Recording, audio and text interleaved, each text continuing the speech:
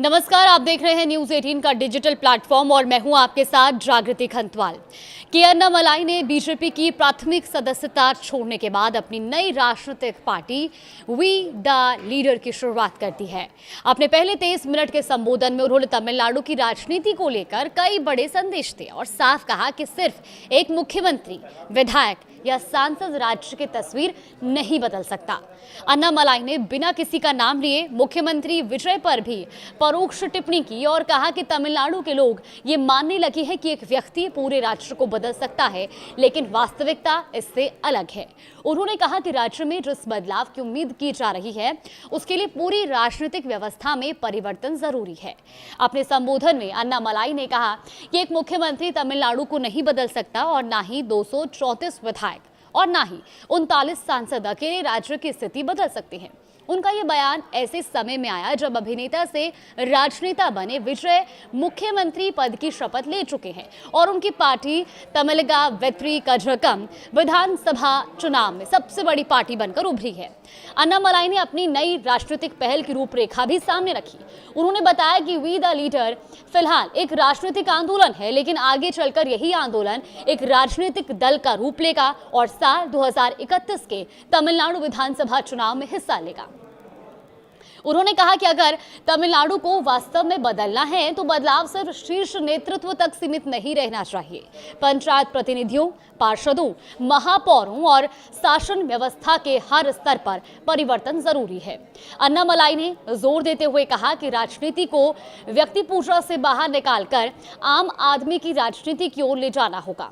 पूर्व आईपीएस अधिकारी अन्नामलाई ने यह भी कहा कि राजनीति को स्वच्छ बनाने के लिए ईमानदार, सक्षम और कुशल लोगों को आगे लाना होगा और ऐसे लोगों की जरूरत है जो केवल वादे न करें बल्कि योजनाओं और परियोजनाओं को जमीन पर उतारने की क्षमता भी रखते हों।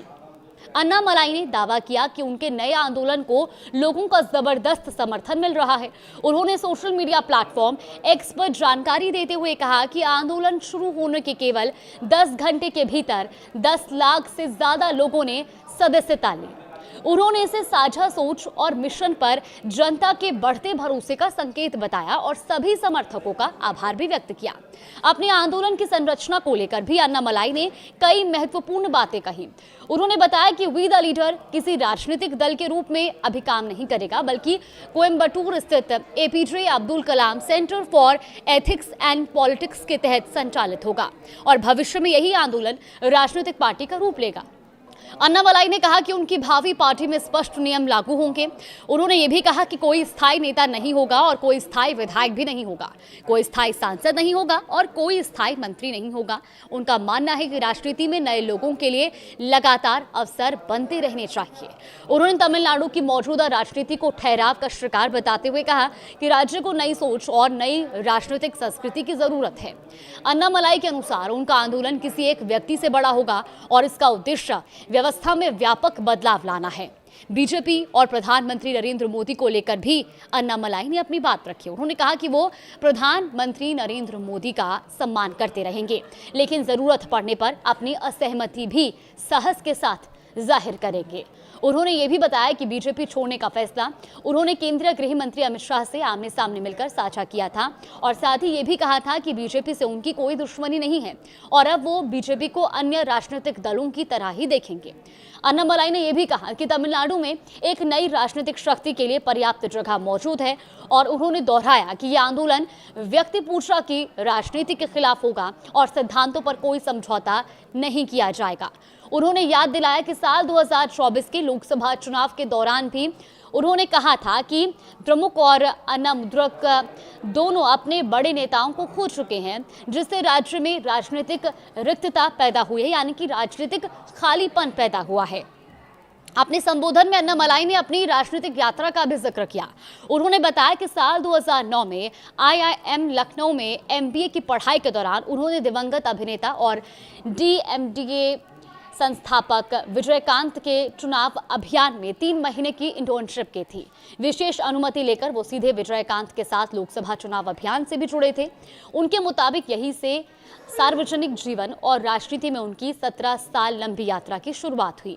अन्नामलाई का कहना है और उनका खुलासा भी उनकी ओर से किया गया कि बीजेपी में शामिल होने से पहले उनके अभिनेता रजनीकांत के साथ लंबी चर्चा हुई थी और उन्होंने बताया कि उस समय उनके सामने तमिलनाडु के हित, रजनीकांत के हित और अपने भविष्य जैसे 3 विकल्प थे।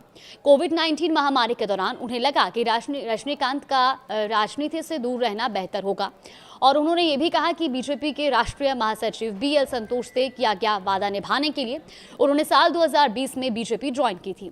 अब अन्नामलाई ने यह भी बताया कि उन्होंने रजनीकांत से माफी भी मांगी थी और आज भी उनके प्रति उनके मन में गहरा सम्मान है। तो कुल मिलाकर बीजेपी से अलग होने के बाद अब के अन्नामलाई ने अपने नए आंदोलन वी द लीडर के जरिए तमिलनाडु की राजनीति में एक वैकल्पिक राजनीतिक मॉडल पेश करने की कोशिश की है।